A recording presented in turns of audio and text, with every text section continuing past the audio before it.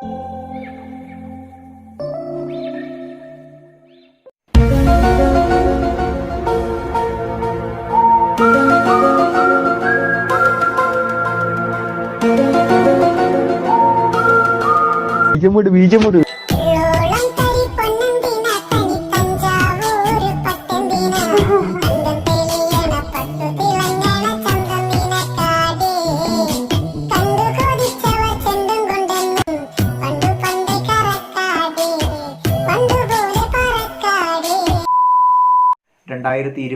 August 15 രാജ്യത്തിന്റെ 74ാമത് സ്വാതന്ത്ര്യ ദിനത്തിൽ പ്രധാനമന്ത്രി നരേന്ദ്രമോദി പറഞ്ഞ ഒരു പ്രധാനപ്പെട്ട കാര്യത്തെ പറ്റിയാണ് നമ്മൾ ഇന്ന് ചർച്ച ചെയ്യുന്നത്. അദ്ദേഹം പറഞ്ഞു, പെൺകുട്ടികളുടെ വിവാഹപ്രായം 18 നിന്ന് വർദ്ധിപ്പിക്കുവാനുള്ള ഒരു തീരുമാനം കേന്ദ്ര സർക്കാർ ഉടനെ തന്നെ എടുക്കുമെന്ന്.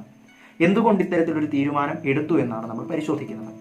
2020 ജൂൺ 2 തന്നെ union ministry for women and child ഡെവലപ്മെന്റിന് കീഴിൽ ഒരു കമ്മിറ്റിക്ക് രൂപം കൊടുത്തിരുന്നു.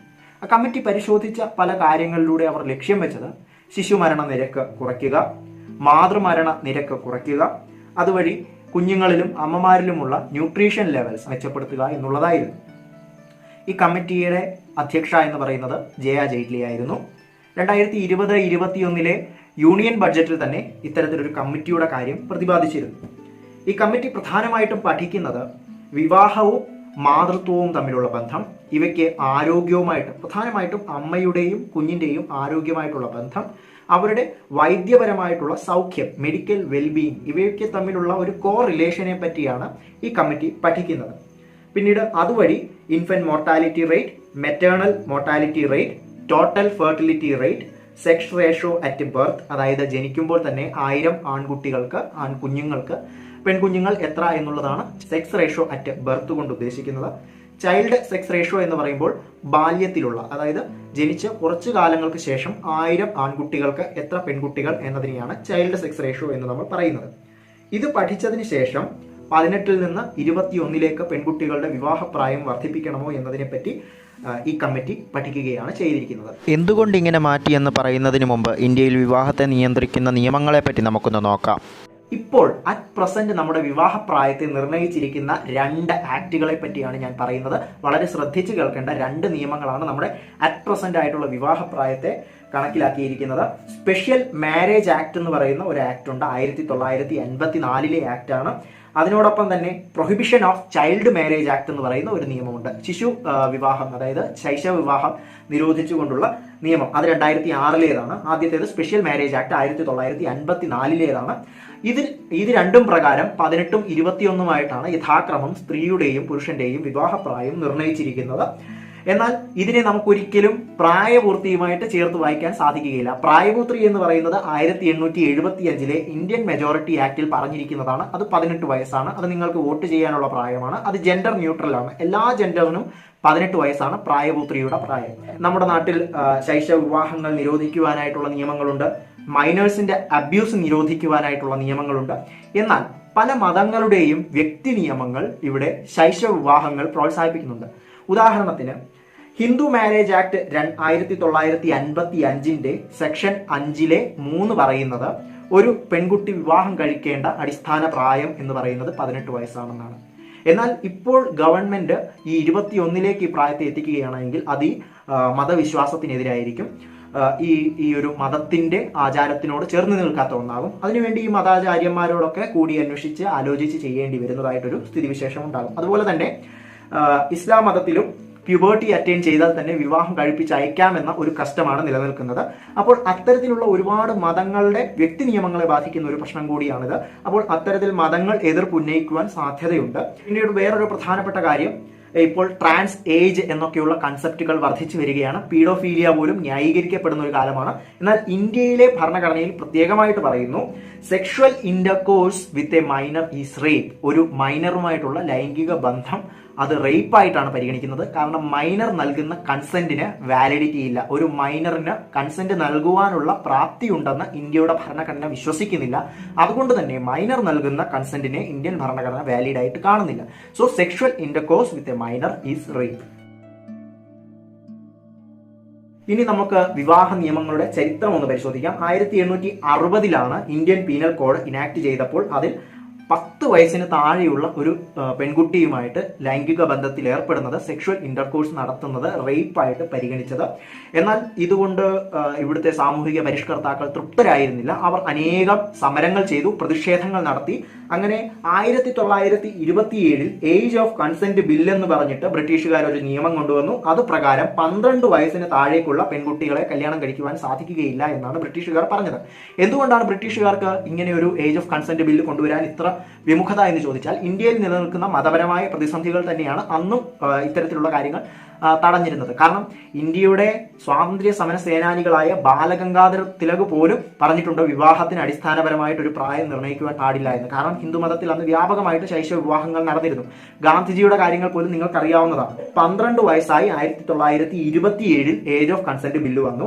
എന്നാൽ ഇതുകൊണ്ട് നമ്മുടെ സാമൂഹിക പരിഷ്കർത്താക്കൾ അടങ്ങിയിരുന്നില്ല. സ്ത്രീകളുടെ തന്നെ ഒരു വലിയ മുന്നേറ്റത്തിനൊടുവിൽ 1929 ചൈൽഡ് മാരേജ് റിസ്ട്രെയിൻഡ് ആക്ട് എന്ന് പറഞ്ഞുകൊണ്ട് ഒരു ആക്ട് നിലവിൽ വരികയും അതിന് പ്രകാരം പെൺകുട്ടികൾക്ക് 16 വയസ്സും ആൺകുട്ടികൾക്ക് 18 വയസ്സും കല്യാണം കഴിക്കുവാനുള്ള പ്രായമായിട്ട് നിശ്ചയിക്കുകയും ഉണ്ടായി. ഇതിനെ ശാരദ ആക്ട് എന്നും കൂടിയാണ്, സാരദ ആക്ട്, SARDA ആക്ട് എന്നും കൂടി അറിയപ്പെടുന്നുണ്ട്. കാരണം ഹർബിലാസ് സാർദ എന്ന് പറയുന്ന ഒരു ജഡ്ജ്, ആര്യ സമാജിലെ ഒക്കെ ഒരു മെമ്പർ ആയിരുന്ന ഹർബിലാസ് സാർദ എന്ന് പറയുന്ന ഒരു വ്യക്തിയാണ് ഇത്തരത്തിലൊരു നിയമത്തിന് വേണ്ടി ഏറ്റവും കൂടുതൽ മുൻകൈ എടുത്തത്.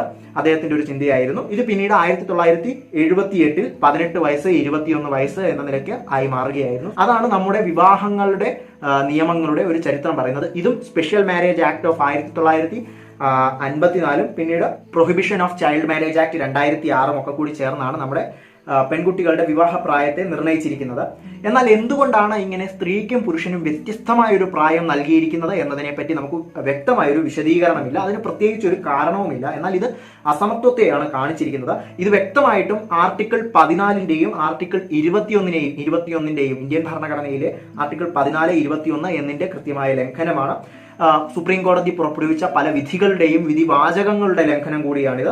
2014 national legal service authority of India versus union of India എന്ന് പറയുന്ന ഒരു കേസുണ്ട്. നമ്മൾ ഈ 377 സ്വവർഗ അനുരാഗം ഒരു കുറ്റകരമായി ചിത്രീകരിച്ചിരുന്ന ആ സെക്ഷനെ എടുത്തു മാറ്റിയ കേസിന്റെ ചരിത്രം പരിശോധിച്ചാൽ വരുന്ന ഒന്നാണ് ഈ 2014 national legal services authority of India versus union of India എന്ന് പറയുന്ന ആക്ട്. അപ്പോൾ അതിൽ പറയുന്ന ഒരു പ്രധാനപ്പെട്ട വാചകം, assumption that humans have equal value and therefore be treated as equal as well as by equal laws. അപ്പോൾ മനുഷ്യരെല്ലാവരും തുല്യരാണ് എന്ന വിധിവാചകമാണ് അവിടെ നമുക്ക് കാണാൻ സാധിക്കുന്നത്. എന്നാൽ ഇപ്പോൾ 18, 21 എന്ന പ്രായം മാറ്റുമ്പോൾ അവിടെ മനുഷ്യരുടെ തുല്യതയാണ് ഇല്ലാതാകുന്നത്. അതിനോടൊപ്പം മറ്റൊരു വിധിവാചകം പറയുകയാണെങ്കിൽ 2019 Joseph Shine versus union of India. നിങ്ങൾക്കറിയാം അഡൾട്ടറി, വ്യഭിചാരം ഒരു കുറ്റകരമല്ലാതാക്കി മാറ്റിയ ഒരു വിധിവാചകമായിരുന്നു Joseph Shine versus union of India 2019 എന്ന കേസ്. അതിൽ പറയുന്നുണ്ട്, a law that treats women differently based on gender stereotypes is an affront to women's dignity. 18, 21 എന്ന് പറഞ്ഞുകൊണ്ട് ആ ജെൻഡർ സ്റ്റീരിയോടൈപ്പ് ആയിട്ടുള്ള അതിനെ നമ്മൾ സപ്പോർട്ട് ചെയ്യുമ്പോൾ അത് സ്ത്രീകളുടെ ആത്മാഭിമാനത്തെയാണ് വില കുറച്ച് കാണുന്നത് എന്നിവിടെ പറയുകയാണ്. അത് മാത്രമല്ല 1979 convention on the elimination of all forms of discrimination against woman എന്ന് പറയുന്ന ഒരു കൺവെൻഷനിൽ ഇന്ത്യ ഒരു സ്റ്റേറ്റ് പാർട്ടിയാണ്. അത്തരത്തിലുള്ള കമ്മിറ്റികളും കൺവെൻഷനുകളിലും എല്ലാം ഇന്ത്യ ഉൾപ്പെട്ടിട്ടും ഇന്ത്യയിൽ ഇപ്പോഴും ഈ പ്രായത്തിൽ വ്യത്യാസം നിൽക്കുന്നു. അത്തരത്തിലൊരു സമത്വമില്ലായ്മ ഇവിടെ നിൽക്കുന്നു. സോ അതിനെയെല്ലാം നമ്മൾ എടുത്തു മാറ്റേണ്ടതുണ്ട്. മാതൃമരണ നിരക്ക് കുറയ്ക്കണമെങ്കിൽ നമ്മൾ എന്തിനാണ് വിവാഹപ്രായം വർദ്ധിപ്പിക്കുന്നത്? അല്ലെങ്കിൽ ഈ പെൺകുട്ടികളുടെ, അമ്മമാരുടെ ശരീരത്തിൽ വൈദ്യപരമായ സൗഖ്യം മെച്ചപ്പെടുത്തേണ്ടതിന് നമ്മൾ എന്തിനാണ്, അല്ലെങ്കിൽ ന്യൂട്രീഷൻ ലെവൽസ് മെച്ചപ്പെടുത്തുന്നതിന് നമ്മൾ എന്തിനാണ് വിവാഹപ്രായം വർദ്ധിപ്പിക്കുന്നത് എന്നുള്ളതാണ്. അപ്പോൾ നമ്മൾ വിവാഹപ്രായവും ഒരു കുട്ടി അമ്മയാകുന്നതും അവരുടെ ശരീരത്തിലെ അല്ലെങ്കിൽ അവരുടെ കുഞ്ഞിന്റെ ശരീരത്തിലെ ന്യൂട്രീഷൻ ലെവലും തമ്മിലുള്ള ഒരു പഠനത്തെ പറ്റിയാണ് ഇവിടെ നമ്മൾ പരിശോധിക്കുന്നത്. വളരെ പ്രധാനപ്പെട്ട ഒരു പഠനമാണ്. നിങ്ങളിത് വളരെ ശ്രദ്ധിച്ച് കേൾക്കേണ്ടതുണ്ട്, ഇത് മനസ്സിലാക്കേണ്ടതുണ്ട്. IFPRI എന്ന് പറഞ്ഞാൽ international food policy research institute എന്ന് പറയുന്ന ഒരു ഇൻസ്റ്റിറ്റ്യൂട്ടിന്റെ പഠനമാണ്. 2019 ലാൻസെറ്റ് എന്ന് പറയുന്ന ജേർണലിൽ പ്രസിദ്ധീകരിച്ച ഒരു പഠനമാണ് ഇവിടെ പറയാൻ പോകുന്നത്. വളരെ പ്രധാനപ്പെട്ട ഒരു പഠനമാണ്. ഈ പഠനം അനുസരിച്ച് 3 കാറ്റഗറി അമ്മമാരെയാണ് പഠനത്തിൽ പറഞ്ഞിരിക്കുന്നത്. ഒന്ന്, അഡോളസെന്റ് മദേഴ്സ്. അഡോളസെന്റ് മദേഴ്സ് എന്ന് പറയുമ്പോൾ 10 വയസ്സിനും 19 വയസ്സിനും ഇടയിലുള്ള പെൺകുട്ടികൾ ആദ്യ കുഞ്ഞിന് ജന്മം നൽകുകയാണ് എങ്കിൽ അവരെ അഡോളസെന്റ് മദേഴ്സ് എന്ന് നമുക്ക് വിളിക്കാവുന്നതാണ്. രണ്ടാമത്തെ വിഭാഗം അമ്മ എന്ന് പറയുന്നത് യങ് അഡൽട്സ് ആണ്. എന്ന് പറഞ്ഞാൽ 20നും 24 വയസ്സിനും ഇടയിൽ ആദ്യ പ്രസവം നടത്തിയ സ്ത്രീകൾ. 25 വയസ്സിന് അല്ലെങ്കിൽ 25 മുകളിലോ ഉള്ള സ്ത്രീകളെ നമ്മൾ അഡൾട്ട് മദേഴ്സ് എന്നാണ് പരാമർശിക്കുക. സോ ഈ 3 കാറ്റഗറി മദേഴ്സിനെ നിങ്ങൾ മനസ്സിൽ വെക്കുക. 10നും 19നും ഇടയിൽ പ്രായമായ അഡോളസന്റ് മദേഴ്സിനുണ്ടാകുന്ന കുട്ടികൾ, ആ കുട്ടികൾക്ക് വളർച്ചാ മുരടിപ്പ് ഉണ്ടാകുവാനുള്ള സാധ്യത ഈ യങ് അഡൾട്ട് മദേഴ്സിനുണ്ടാകുന്ന കുട്ടികളെക്കാൾ 5% കൂടുതലാണ്. അതായത് ജനിക്കുമ്പോൾ തന്നെ തൻ്റെ അമ്മയുടെ പ്രായം കൊണ്ട് തന്നെ വളർച്ചാ മുരടിപ്പ്, അതായത് ആ പ്രായത്തിൽ ഉണ്ടാകേണ്ട വളർച്ച ഇല്ലാതിരിക്കുന്ന അവസ്ഥ, അതാണ് വളർച്ചാ മുരടിപ്പ്. ആ വളർച്ചാ മുരടിപ്പിനുള്ള സാധ്യത യങ് അഡൽട്സ്, അതായത് 20നും 24നും ഇടയിലുള്ള പെൺകുട്ടികൾക്കുണ്ടാകുന്ന കുട്ടികളെക്കാൾ 5% കൂടുതൽ അഡോളസന്റ് മദേഴ്സിനുണ്ടാകുന്ന കുട്ടികൾക്കുണ്ട്. ഇനി അഡൾട്ട് മദേഴ്സിനുണ്ടാകുന്ന കുട്ടികളെക്കാൾ 11% പോയിന്റ് കൂടുതലാണ് ഈ അഡോളസന്റ് മദേഴ്സിനുണ്ടാകുന്ന കുട്ടികൾക്ക് സ്റ്റണ്ടഡ് ഗ്രോത്ത് ഉണ്ടാകാനുള്ള സാധ്യത. അത് വളരെ പ്രധാനപ്പെട്ട ഒരു പഠനമാണ്, നിങ്ങൾ ശ്രദ്ധിച്ചു കേൾക്കുക.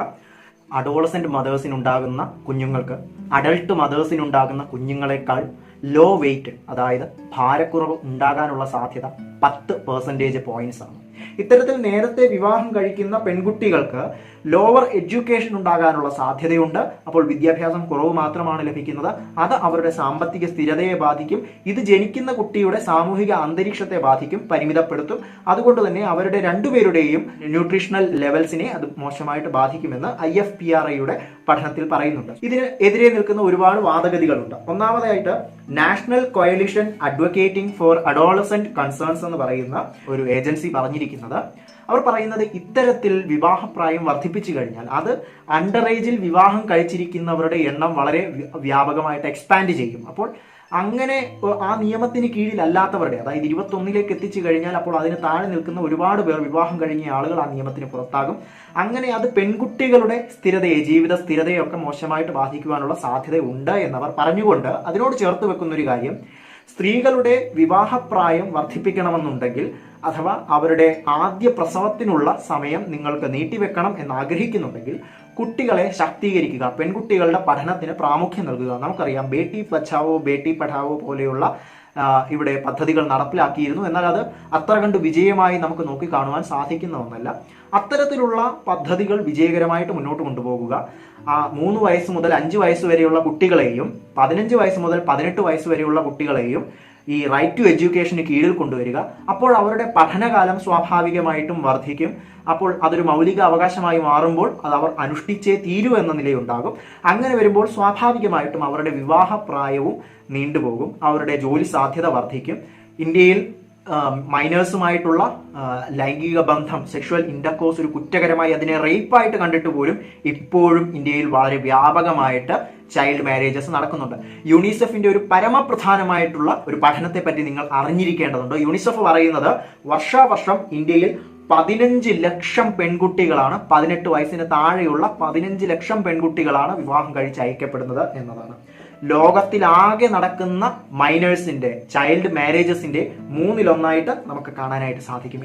നമുക്ക് ഈ ഒരു പഠനത്തിൽ നിന്ന് മനസ്സിലായി കാണും, കൃത്യമായിട്ടും ഈ പെൺകുട്ടിയുടെ ആദ്യ വിവാഹം, ആദ്യ പ്രസവം എന്നിവയ്ക്ക് ആ പെൺകുട്ടിയുടെ ശാരീരികപരമായ പല ഘടകങ്ങളോടും വ്യക്തമായ ബന്ധമുണ്ട്. ആ ബന്ധം എല്ലാം മാറ്റണമെങ്കിൽ ആ പെൺകുട്ടിക്ക് നല്ലൊരു സാഹചര്യം ഒരുക്കി കൊടുക്കേണ്ടതുണ്ട്, പഠനം ഉറപ്പുവരുത്തേണ്ടതുണ്ട്, പഠനത്തിലൂടെ ജോലി ലഭിക്കുന്ന ഒരു സാഹചര്യം ഉറപ്പാക്കേണ്ടതുണ്ട്, ആരോഗ്യം മെച്ചപ്പെടുത്തേണ്ട സാഹചര്യം ഉറപ്പാക്കേണ്ടതുണ്ട്. അങ്ങനെയൊരു സ്ഥിരതയുള്ള ഒരു ജീവിതം ഉറപ്പാക്കി കൊടുക്കുകയാണെങ്കിൽ സ്വാഭാവികമായിട്ടും വിവാഹപ്രായം നീണ്ടുപോകുന്നതാണ്. അത്തരത്തിലൊരു സാഹചര്യം നമ്മൾ ഇവിടെ നിർമ്മിച്ചെടുക്കേണ്ടതുണ്ട് എന്നാണ് ഇവിടെ നമ്മൾ പറയുവാനായിട്ട് ഉദ്ദേശിച്ചിരുന്നത്. അപ്പോൾ ഇത്തരത്തിലുള്ള സ്ഥിതിഗതികൾക്കെല്ലാം മാറ്റമുണ്ടാകട്ടെ എന്ന് പറഞ്ഞുകൊണ്ട് ആസ്ട്രോക്സിന്റെ ഈ എപ്പിസോഡിന് ഒരു അന്ത്യം കുറിക്കുകയാണ്. ഇതിലും ഒരുപാട് അറിവുകളുമായിട്ട് നമ്മൾ അടുത്ത എപ്പിസോഡിൽ തീർച്ചയായിട്ടും കാണും. അതുവരേക്കും നമസ്കാരം.